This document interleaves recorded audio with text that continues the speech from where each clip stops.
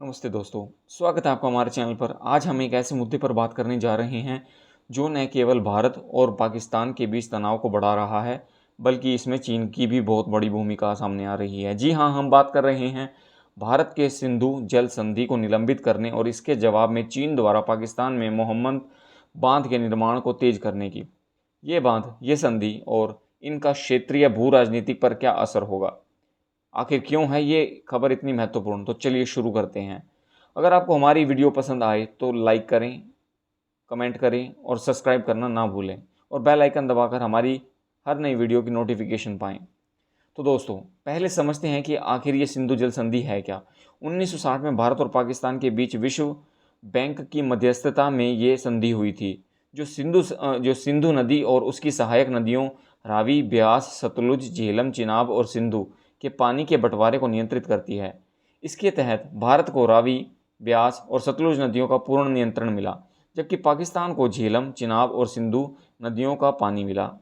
भारत को अपने हिस्से की नदियों पर बांध बनाने और बिजली पैदा करने का अधिकार है, लेकिन उसे पानी का प्रवाह रोकने की अनुमति नहीं है। पिछले कई सालों से पाकिस्तान भारत पर इस संधि का उल्लंघन करने का आरोप लगाता रहा है, खासकर जम्मू कश्मीर में बांध निर्माण को लेकर। लेकिन हाल ही में 2025 में भारत ने इस संधि को पूरी तरह से निलंबित करने का फैसला किया। क्यों? क्योंकि भारत का कहना है कि पाकिस्तान ने बार बार संधि की शर्तों का दुरुपयोग किया और आतंकवाद को बढ़ावा दिया, खासकर पहलगाम आतंकी हमले के बाद, जिसमें 26 लोगों की जान गई थी। 22 अप्रैल 2025 को जम्मू कश्मीर के पहलगाम में हुए आतंकी हमले ने दोनों देशों के बीच के तनाव को चरम पर पहुंचा दिया। इस हमले में 26 लोग मारे गए, जिनमें ज़्यादातर पर्यटक थे। इसके जवाब में भारत ने 7 मई को ऑपरेशन सिंदूर किया, जिसमें भारत की सेना ने पाकिस्तान और पीओके में 9 आतंकी ठिकानों पर मिसाइलें हमले किए। इस ऑपरेशन में जैश ए मोहम्मद और लश्कर ए तैयबा जैसे संगठनों के ठिकाने नष्ट किए गए। 10 मई को दोनों देशों ने युद्ध विराम पर सहमति जताई, लेकिन भारत का कहना है कि पाकिस्तान ने इस समझौते का उल्लंघन किया। विदेश सचिव विक्रम मिस्री ने 19 मई 2025 को संसदीय समिति को बताया कि इस तनाव के दौरान पाकिस्तान ने कोई परमाणु खतरा नहीं दिखाया और युद्ध विराम में अमेरिका की कोई भूमिका नहीं थी, जैसा कि पूर्व अमेरिकी राष्ट्रपति डोनाल्ड ट्रंप ने दावा किया था। इन घटनाओं के बाद भारत ने सिंधु जल संधि को निलंबित करने का फैसला किया, ताकि अपने हिस्से के पानी का बेहतर उपयोग कर सके, खासकर जम्मू कश्मीर में बांध और सिंचाई परियोजनाओं के लिए। लेकिन इस कदम ने पाकिस्तान को चिंता में डाल दिया, क्योंकि उनकी अर्थव्यवस्था और खेती काफ़ी हद तक सिंधु नदी के पानी पर निर्भर है। अब आते हैं चीन की भूमिका पर। भारत की इस कदम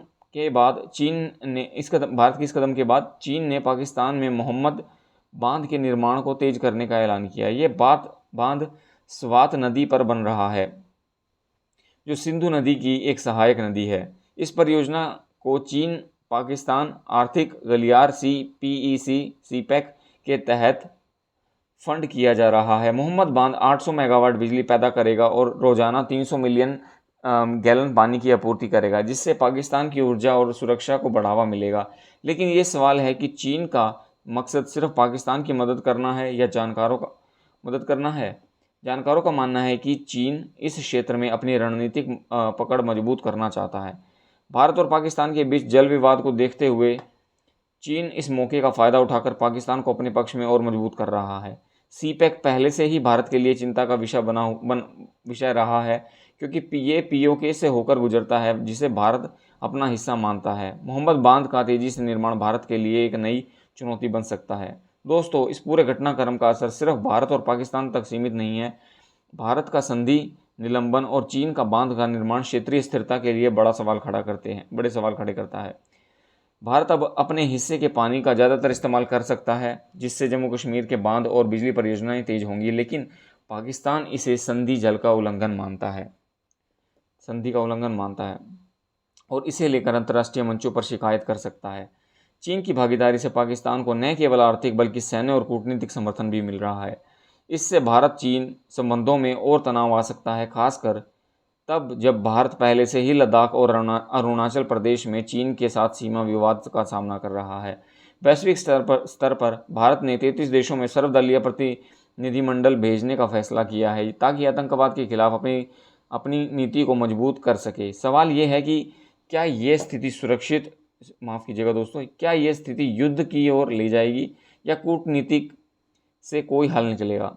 आप इस बारे में क्या सोचते हैं? कमेंट बॉक्स में अपनी राय ज़रूर दें। तो दोस्तों, ये थी भारत और पाकिस्तान और चीन के बीच चल रही इस ताज़ा भू रणनीतिक घटना की पूरी कहानी। सिंधु जल संधि का निलंबन और मोहम्मद बांध का निर्माण इस क्षेत्र के भविष्य को कैसे प्रभावित करेगा, ये आने वाला समय ही बताएगा दोस्तों। अगर आपको ये वीडियो पसंद आई हो तो लाइक करें, अपने दोस्तों के साथ शेयर करें और हमारे चैनल को सब्सक्राइब करना ना भूलें और बेल आइकन का बटन दबाना भी ना भूलें ताकि समय समय पर आपको हमारी वीडियो की जानकारी मिलती रहे। धन्यवाद दोस्तों, नमस्कार।